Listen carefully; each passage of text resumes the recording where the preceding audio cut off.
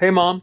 So, per an old request on the Instagram post that I made way back when I asked a bunch of you guys what kind of videos do you want to see, a request I got from Ollie Oberg was make a tutorial on something.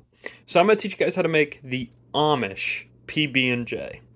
What you're gonna need is some apple butter from Beeche's, some of the homemade peanut butter spread, also from Beeche's. That's the Amish part. A spoon and a knife for them each respectively.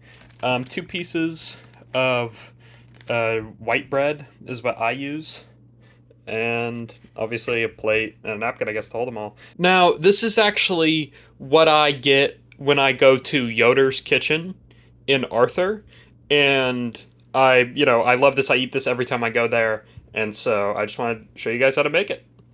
All right, now my setup here isn't really too fancy, so I'm just gonna go ahead and get some of the apple butter, plop it on there, right? Using my right hand to film, which is actually my dominant hand. So if I'm spreading this like a 2-year-old, that's why. I think you get the picture. I'm just gonna skip ahead. All right, there we go. We got the nice apple butter there on the bread, and now it is time to spread the peanut butter. All right, here we go. Again, this time I'm doing it with my right hand, but again with one hand. So I mean, I think you guys know how to spread butter, right? I don't have to show you this part. I think you get the idea. All right, and then there we go. Got it spread on the bread, and then flip it on over. There you go. You got your delicious Amish PB&J. There we go. So you can kind of see in there. Now, that's about it for the normal sandwich, but I know what you're saying. Okay, but my name's Jameson Duke. So if your name is Jameson Duke, what you're going to want to do is go over to the bread, right? Get past the first little thing there. And what we're going to want to do is get out 2 more pieces of bread, and then bada boom, put that like that. So now we got 3, and then bada bing. And here we have, just put that on there. Now we have a Scooby-Doo Shaggy looking sandwich here. Yeah, that's about complete. As you can see, the utensils have disappeared because I had to lick them clean, because these 2 things are so good. These things seriously carry the sandwich, and if you go to Yoder's Kitchen, if you live in the area, I'd very much recommend eating this sandwich.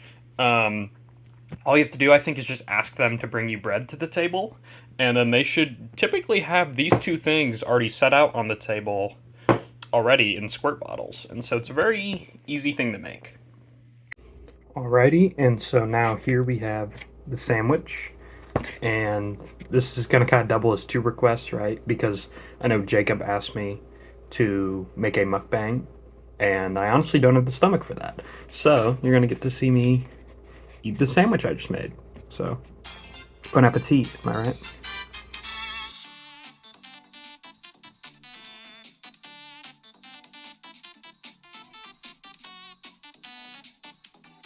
A lot of bread.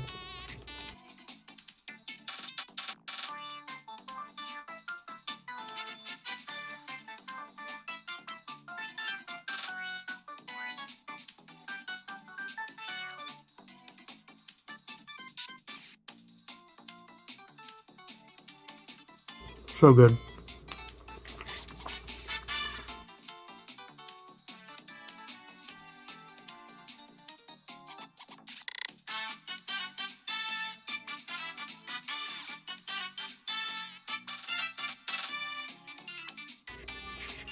Really got a lot of it there.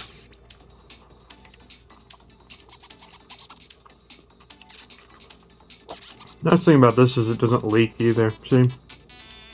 That apple butter isn't super runny like a lot of jellies are.